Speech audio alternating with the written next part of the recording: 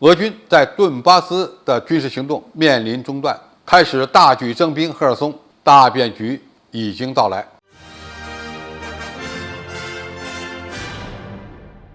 观众朋友、网友朋友，大家好，我是付前少。在很多人看来，俄罗斯军队正在调集几十个营级的战术单位，在顿巴斯地区为实现2个乌东共和国的独立而努力。这也被认为是俄军是否能够完成第2阶段作战任务的标志。但是，随着乌克兰军队在赫尔松地区不断发起反攻，甚至夺回了50多个定居点之后，俄军被迫改变部署，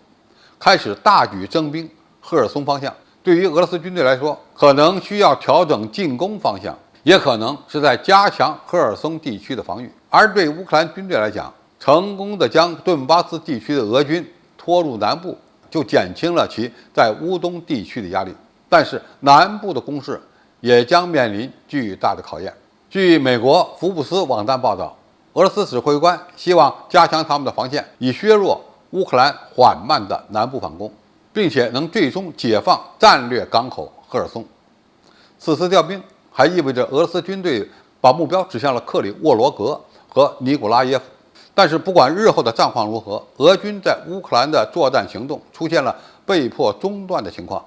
俄罗斯军队已经向乌克兰部署了12个野战军中的10个，一共100多个营级战术单位，这几乎是俄罗斯前线陆军合同兵部队的90%。在上个月，俄军将1半以上的部队集中在乌克兰东部的顿巴斯地区。在7月初攻占了北顿涅茨克和利西昌斯克之后呢，普京宣布负责攻击的俄军进入休整状态，而乌克兰方面则利用这一契机，1个多月来在赫尔松地区进行了渗透性的反击，并炸断了赫尔松及其周边地区的俄罗斯补给站和桥梁，几乎切断了俄罗斯第49集团军所属的10个左右的营级战术单位的后勤补给，不得不将营级战斗群从乌东地区转移到赫尔松方向。同时呢，也运送了更多的车辆和榴弹炮，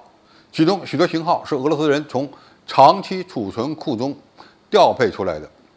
据乌克兰的情报系统估计，在未来几周内将有大约20个营级战斗群进入南部，这里部署的兵力将创纪录的达到30个营级战斗单位。这么多兵力到位后，俄军可能不仅仅限于加强赫尔松地区的防御，很可能还会攻击包括尼古拉耶夫在内的乌克兰其他城市。有时候进攻就是最好的防御。俄军如果能在新的区域发起猛攻，乌军也将被迫停止对赫尔松的进军，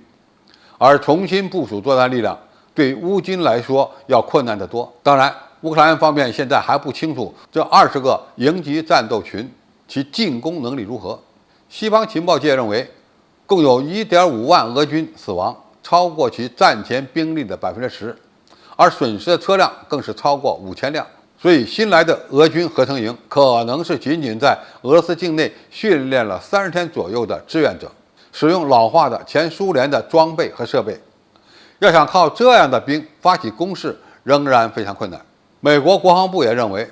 现在任何关于俄罗斯攻势的言论都只是空谈。总体来看，俄军这次在乌克兰南部加强兵力仍存在着2种可能：一是加强防御，阻止乌军对赫尔松地区的进一步攻势，因为赫尔松一旦失守，克里米亚将暴露在乌军的炮火之下，这将让俄军非常被动。第二，俄军可能会开辟新的战线，让乌军不得不调兵防守。但是俄罗斯军队在乌克兰面临的主要困难就是兵力严重不足，战线过长，这或许会让乌军在短时间内陷于被动，但从长远看，仍然无法解决俄军在战场上的真正困境。对俄乌冲突的发展，如果俄军此次调兵是被动的，那么情况就非常不乐观。